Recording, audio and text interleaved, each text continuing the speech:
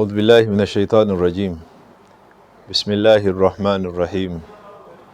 الحمد لله الذي هدانا على نعمة الإسلام وقفى بها من النعم. أشهد أن لا إله إلا الله وحده لا شريك له، وأشهد أن سيدنا وحبيبنا ومولانا محمد عبد الله ورسوله وصفيه من خلقه وحبيبه. اللهم صل على سيدنا محمد في كل أحوال. abalungi abatulaba tumwebaza Allah subhanahu wa ta'ala okubanga azeemu okutusinkanya olusinkanya nga tuli balamu. Tumuwanjagira Allah subhanahu wa ta'ala kutunula mu nsonga zaffe. Tumwebaza okubanga atukeseza nga tuli balamu. Tumusaba Allah subhanahu wa ta'ala abakosefu muffe, Allah tuwe obulamu obutaliimu kunakuwala kwa kukosebwa. Allah abaavu muffe, Allah gwamanyi nti tuli bagagga, twongere obugagga obulungi obutaliimu kutakabana. Tukuwanjagira Allah bakadde baffe abalamu bawe obulamu obusinga okuba obulungi. Bakadde baffe abaafa, Allah ow'ekitiibwa tukusaba obasaasire, obateeke mu jjana esinga okuba ennungi. Abalungi abali ku media eya Al-Hidayah, tusaba Allah subhanahu wa ta'ala akaseera ke muwaayo okubanga mujjukira oba mwejjukanya kuzimu ku bigambo bya Allah subhanahu wa ta'ala, ezimu ku ahadisi za Nabbi Muhammad sallallahu alayhi wa sallam. Allah bawe ekirungi ekisinga okuba ekirungi. Neerwaleero baddu ba Allah, nsaba tubeeko ebigambo bye twejjukanya wakati mu kubeera nga tulaba ensi yaffe bwetambula, si wano wokka mu Uganda n'ensi ezitwetoolodde n'ensi ez'ebunaayira. Ogenda okutunuulira rate abantu kwe bali mu kubeera nga bali stress, balina depression, balina ebibanakuwazizza. Wallahi weewuunya noga nti ya Allah, bwe mmanga nkyali mulamu mwebaze. Erwaleero baddu ba Allah, njagala tubeeko aya gye tweyigiriza nayo, oba oliawo emitima gyaffe gikkakkana. Erwaleero wallahi ogenda n'otunuulira ebintu mu mawulire n'owulira ng'ennaku ekukutte. Oli naddira ku mukolo gwa munne oba gwa mbaga oba gwa ssanyu, najja nga ze n'ekirabo, naye ng'ekirabo kya bulumi. Jjo waliwo kapo gye baatulaze, eyali omu ku X oba eyali omu ku mwagala w'ono yadde akola embaga, yazze n'ekirabo, naye bwe yakireese kyabadde mu butwa. Ababiri bano ababadde bafumbiriganwa, ajali yaabwe Allah kwe yayise ne bafa. Bw'ogenda okutunuulira ensi bw'etambula, abantu bye tukola mu busungu, kiba kitegeeza nti ebyengera Allah byatuwa olumu tetubimanya. Abalungi nga tetunasoma aya ya Allah subhanahu wa ta'ala, njagala omanye nti Allah buli kintu kyonna mu nsi eno yakiteekako okuyigiriza kwe. Bwe kibeera ng'obadde na kirungi ne kikuvaako, Allah yayinza okuba nga akimanyi nti okuvaako kwakyo bwe bulungi bwakyo.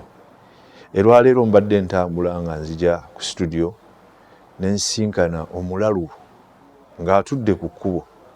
Naye wakati mu kutuula ku kkubo, omusiraamu oba wabaddewo omuntu n'akwata 5,000 n'aziwa omulalu oyo nga yeesabisa ebyuma ebyo bye beesabika ebintuntu bikasasiro.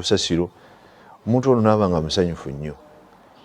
Naye ne ndowoozamu ekiganne nti ya Rabbi, kati ono puroguraamu ye Allah subhanahu wa ta'ala y'edduniya yagimuggyako, talina kyalowooza mu nsi.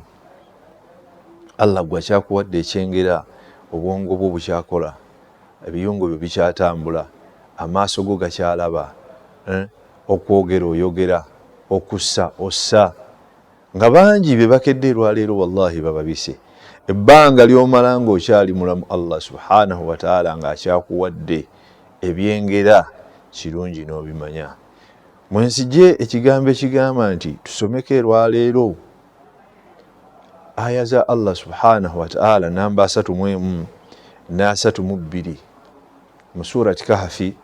owekitiibwa Allah subhanahu wa ta'ala asembeza nnyo ebyafaayo mu Qur'ani ekitiibwa ne bibanga bye byayitiriramu obungi kubeera nga tasliya linnabiyyi Muhammadin sallallahu alaihi wasallam okulaga nabbi wa ashabihi n'emikwano gye wa atibaihi n'abagoberezi be kaifiyat ma'rifati ni'am omuntu engeri gy'omanya ekyengera kyo oba ekyengera Allah kyakuwadde wa isti'malu biha n'okukikozesa.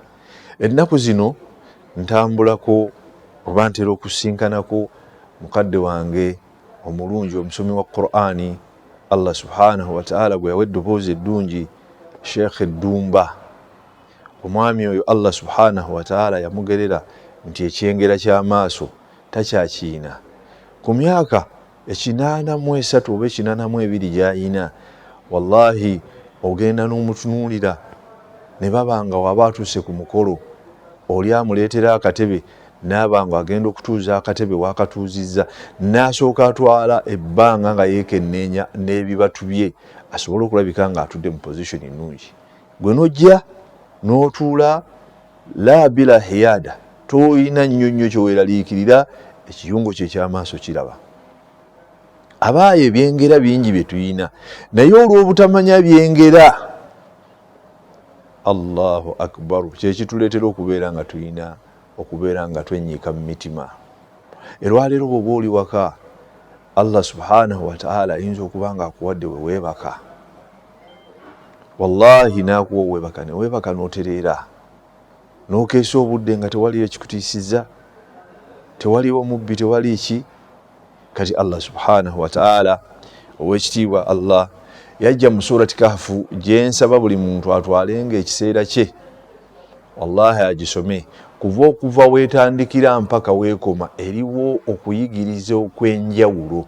Ndowooza y'emu ku nsonga lwaki owekitiibwa Muhammad sallallahu alaihi wasallam yatukubiriza nnyo essuula eyo esome ku lunaku olw'ejjuma, kubanga etegeka obulamu bw'omuntu okuva gye butandikira mu nnaku, mu ssanyu, mu kusaaga, mu kuseka, mu kunakuwala, mu kunyiiga, mu kumanya buli kimu ky'oyina. Aye eno lwaki ngireese okubeera nga nkulaga nti buli nnaku oyina ekyengera ky'owangaaliramu naye oyinza obutakimanya. Yatugamba Allah subhanahu wa ta'ala ng'anyumiza nabbi wa mulungi Muhammadin sallallahu alaihi wasallam essuula eyo ne surati Yasin. Allah subhanahu wa ta'ala ayogera ku bantu ba mirundi ebiri. Omusajja omu gwe baali bayita Habibu Najjar yali musajja nga mukubiriza w'abantu, oba yajja n'alaba Allah subhanahu wa ta'ala ayina ekibinja we yasindika bannabbi be, n'asanga abantu be basindikamu bannabbi ng'abantu abo emitima gyabwe mikalubu nnyo. Allah n'ayagala okubeera nga ababuulirira emitima gino gidde. Habibu Najjar Allah n'amugerera, abantu be ne babeera nga bamutta. Naye wakati mu kumutta Allah yatuyagala otulaga nti buli individual oba buli muntu yenna oyina okwevaluatinga ne weebala gwe ng'omuntu n'omanya nti ng'oggyeko eby'abantu abandaba nze wa Allah nyimiridde ntya. Omulungi ali wano nga tonnazannyira mu bulamu bwo. Allah subhanahu wa ta'ala wallahi yakuwa enkizo nti oli wa mugaso nnyo. Ekigambo kino ogenda n'okiraba ku mikolo, oli najja nga mugenyi mukulu oba najja nga ayinawo ekitiibwa kye bamumanyiimu, najja ne gwazze naye ye ne bamulondako ne bamuwa ekifo bamutadde, omulala gwabazze naye ne bamutuuza oba ebbali oba tebamufuddeeko namumufaako. Naawe kennyini atambudde naye n'owulira nga muli owulira nga olinga ow'ekitalo. Ekyo kyengera Allah subhanahu wa ta'ala okukusitula. Naye Qur'an eyogera n'omuntu individually, buli muntu ekulaga ekifaananyi ekyo nti oli wa mugaso. Era tokeeranga n'ogamba nti Allah subhanahu wa ta'ala nze yannejjako oba nze yannyima oba nze tanfaako oba nti ki. Allah buli muntu amubala. Era kyovola nti wakindeese aya eri ya surati Yasin, Allah yatugamba nti wajaa min aqsa almadinati rajulun yas'a, munjegoyego z'ekibuga mwe baali ekibuga Allah gye yali atumye abantu bannabbi bali be baalimbisa, waavaayo omusajja min aqsa almadina eri awasemba munzigotta mu kibuga najja nabaga nti qala ya qaumi tabi'u lmursalin abaye mugoberera omubaka byabagamba abaye muwuliriza abawalimu bye babasomesa abaye muwuliriza abasomesa abalungi bye babagamba ku mbeera yammwe ey'obulamu nga temunnaba kubeera nga mwetuusaako endwadde ez'ebirowoozo naye bwe bamala omutta Allah subhanahu wa ta'ala yalaga omusajja ono ebirungi yaga nti abantu bange ya laita qaumi ya'lamun singa abantu bange badde bamanyi bima ghafara li rabbi kwebyo Allah okusaasira kwantaddeko waj'alni min almukramin nanteeka mu bantu abasiimiddwa abawereddwa ebitiibwa. Kati baddu ba Allah ekyengera buli kyengera ky'oyina mu bulamu bwo nkusaba oyigo kikuuma. Bw'obanga okyali mulamu tozannyisa bulamu bwo. Bw'obanga olina ekyolya tozannyisa kyolya. Bw'obanga olina woosula tozannyisa woosula. Sawa awakupangisa sawa awa bwannannyini ebbanga ly'omanga okwatagana ne gwowangaala naye. Ma'arifati ni'ima buli bw'omanya ekyengera tuaddi ila ma'arifati istimaliha otandika okumanya engeri gy'okikozesa. Wa ma'arifati istimaliha buli bw'okikozesa n'okimanya tuaddi ila ma'arifati shukrihi kikuteekako okubeera ng'okukyebaza. Allah yaga nti wadribu lahum mathala rajulaini Allah yali akuba ekifaananyi ky'abantu babiri nze naawe abayina ekyengera kye tulina mu bulamu nga gwe buli kadde weegomba kya munno kikuleetera okubeera n'omutima omubi. Buli kadde weegomba ekya munno omulala kyayina ng'olaba ng'ekiki ekitamala n'oba ng'olinayo akamotoka ng'olaba munno emmotoka gy'ayina ate gwe weegomba ya munno. Ekyo buli bw'okiteeka mu mutima ne kizitowa kikuleetera obuteebaza kyengera ekyo. Kati Allah atukubira abasajja babiri mu surati Kahfi aya namba 31 yagamba Allah subhanahu wa ta'ala wadrib lahum mathala rajulain Allah ganti wa Muhammad sallallahu alaihi wasallam abakubira ekifaananyi ky'abasajja babiri ja'alna li ahadihima jannataini Allah ow'ekitiibwa yafuula abantu bano ng'abawadda ennimiro buli muntu ng'ayina ennimiro ennungi erimu ebibala buli muntu ng'ayina akayumba kalimu abaana be kalimu TV kalimu amazzi kalimu emmere gy'alya kalimu ki. Allah subhanahu wa ta'ala yali awasafa n'atuwa ebitendo by'ennimiro ziri atukubira kifaananyi kya nnimiro gwe kubira ku kifaananyi ky'ekyengera ky'oyina naga nti kilta aljannataini atat kulahuma walam yadhlimu rabbuka shay'a ahadan Mungu n'abanga mu nnimiro ezo buli omu yamuwa ekyengera. Naye Allah subhanahu wa ta'ala yali ayogera n'abasajja bano ng'abatunyumiza omu yagamba munne ana aktharu minka maalan wa a'azzu nafara yamuga nti anze byennyina Allah subhanahu wa ta'ala byampadde bisinga ebibyo bisinga byoyina olw'okubanga ffenna buli kiseera tubeera tuwankawanka olw'obutamanya byengera bya Allah. Ono bwe yayingira mu nnimiro ye oba bwe yayingira wawangaalira n'amugamba nti wadakhala jannatahu wahuwa dhalimun linafsihi bw'atuuka ewaka njagala nnyo okusomesa aya nga tugisembeza ku bulamu bwaffe obwa bulijjo. Bw'ayingira ewaka n'atunula ak'okulya weekali n'atunula naye olw'okuba ayagala ebyokulya ebisingako awo naga nti ya rabbi Allah ffe wakyatuwanga kawunga Allah wakyatuwanga miceere gyetaliiko nva Allah lwakyatuwa nga ggwe bw'obeerayo nga buli kadde owankawankira ekintu n'oli bwe yayingira muki mu janaaye oba mu nnimiro ye yaga nti ma adhunnu an tabida hadhihi abada bino byennyina abagagga oba abayina bw'otuuka otandika okweyagalira mu banno n'okobisa amaloboozi agabanakuwaza ng'ono yaga nti sisuubira nti bino Allah byampa binaggwaawo naga nti wama adhunnu saata qaima n'atuuka noga nti nze kyemmanyi Allah subhanahu wa ta'ala n'ekiyama tegijja kutuukayo naga nti wala in rudidtu ila rabbi la ajidanna khayran minha munqalab nti era ne bwe naaba nzize wa Katonda kiyama singa ekiyama kiba kituuseewo nja kusanga byampadde bisinga ku bino. Kakati aya eno eyogera ku bantu babiri eyogera omugagga ali waggulu amaze okubeera n'ebyengera okubeera omwetoowaze n'amanya ebyengera neebaza Allah neeyogera naffe banfuna mpola aba wansi nti singa nfuna ekyengera nkivaluwinge nsabe Allah alyoka ampa ekirala. Ne Allah subhanahu wa ta'ala abantu bano babiri omu ebyobugagga yabimujjako olw'ebigambo bye yayogera n'amukkakkanya olukakkanya. Bwe yamala n'annyonnyola ekyandibadde kyogerwa ng'akiyisa ku lulimi lw'ono omulala yali abuuza munne. Yaga nti falawula iz dakhalta jannataka, abaffe singa ekiseera wagendedde mu nnimiro, kulta masha Allah, wandigaye nti alhamdulillah, masha Allah, la quwwata illa billah, tewali ayina maanyi okujjako Allah.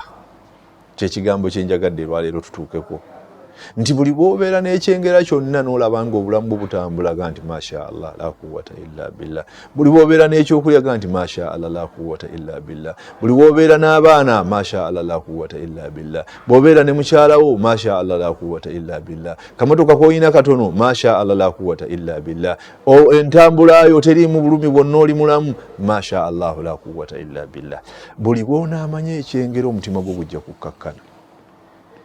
Naye buli bw'onaabeera opposite w'ekyo, wallahi Mungu ow'ekitiibwa agenda kubeera nga akuteeka mu mbeera ey'okubeera nga obeera mushakaa buli kadde, obeera toli musiimu buli kadde, obeera mu kubeera nga onyooma ebyengera bya Allah. Saba Allah subhanahu wa ta'ala epointi yange eyo olwaleero ebeere ng'egenze mu mutima gwammwe, nti wakati mu kubeera nga tulina challenge ez'ensi, tubeere nga tusiima ebyengera bya Allah subhanahu wa ta'ala byatuwadde.